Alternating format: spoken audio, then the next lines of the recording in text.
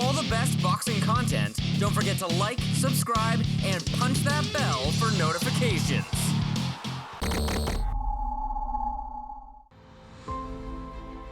This is the biggest fight in female boxing history. Kayla's upping the work rate here now, and Hahn goes down. She believes that she slipped.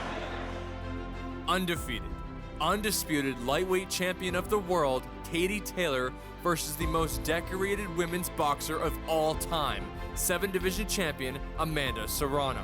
Constant pressure. And down, is that a knockdown? It is! 3! It is over! Just like that, the real deal strikes again! The mega fight that's been in the work for years. The best versus the best for the undisputed titles. Record-breaking 7-figure paydays for both fighters, projected to be its own main event at Madison Square Garden with bar-setting viewership numbers at the end of April. This will change women's boxing.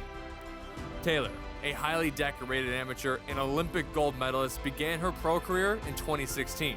She won her first world title in just her 7th fight and hasn't lost any momentum since. She's beaten everyone in her path, with names like the now undisputed champion Jessica McCaskill, gave Ava Wallstrom her first loss, got through Delphine Persoon not once but twice, and defended her own undisputed titles 5 times. And now holds a perfect record of 20-0 in 5 years. Her opponent's combined records in championship tilts is 269 and 23-8. Let that sink in. She also stepped up to super lightweight right after she won her titles to beat a world champion and capture 2 division honors. On the other side, Serrano is the epitome of jumping through divisions and winning world titles. She started her career 7 years earlier in 2009, and it took her just 13 fights to become a world champion, and that was just the beginning. She has won belts at super flyweight all the way up to super lightweight. 7 divisions, only 1 behind the record of Manny Pacquiao's 8. Serrano doesn't just bring accolades into the mix either. She is 2 knockouts away from the all-time female record of 32, held by the Hall of Famer Christy Martin. That's right, the real deal has lived up to the nickname and accumulated a record of 41-1, with 30 opponents going home early. 3 in her last 5, 7 of her last 11. This is what she does. Taylor is widely considered the best female boxer right now, and Serrano is on the cusp of being unanimously the greatest of all time. And it isn't the vet versus the next generation. This is as much of a 50-50 fight as it gets. Every outcome is a possibility.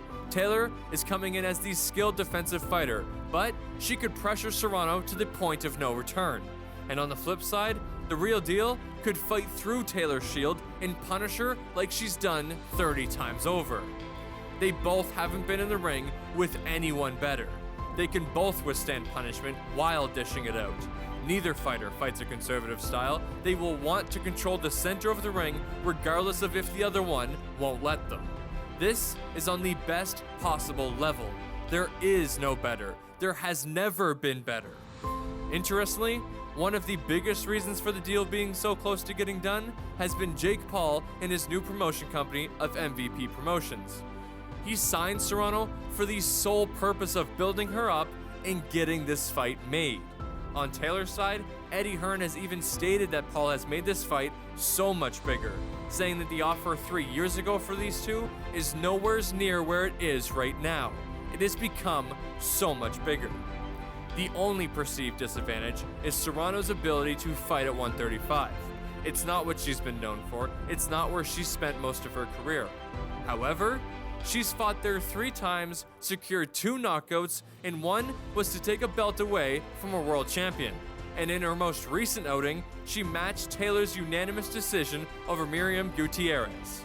Not to mention, she's won a world title at the weight above 135. To be clear, Serrano is the real deal no matter what weight she fights at. The stakes are high, the skill is at its peak, and it also has emotional value. Taylor has already been successful against one Serrano in her career, when she beat Amanda's sister, Cindy, back in 2018. Ever since that fight, Amanda has wanted nothing more than to fight Taylor.